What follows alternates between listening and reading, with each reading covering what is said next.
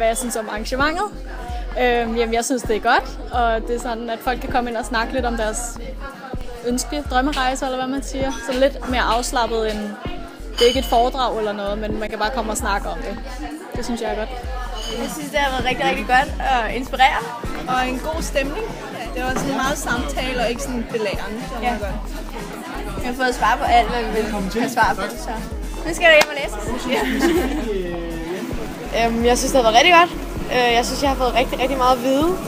Jeg har fået svar på alt det, jeg sådan vil have svar på. Og det har været med til at forberede mig rigtig godt. Har bestilt min tur, så jeg er egentlig bare herinde for lige at få svar på de sidste små ting. Og dem har jeg helt sikkert fået svar på nu.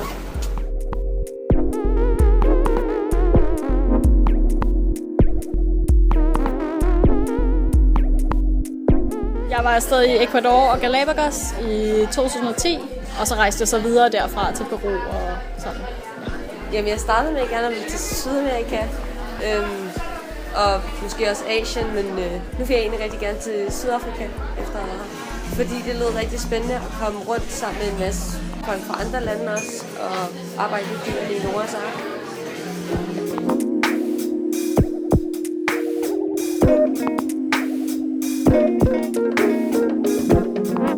Man prøver ligesom bare at få dem overbetalt til, at de skal afsted, fordi at, jeg ved ikke, jeg var måske selv også lidt i tvivl til at starte med, men det skal man bare ud og gøre, og så, ja, det her er en rigtig god måde at gøre det på.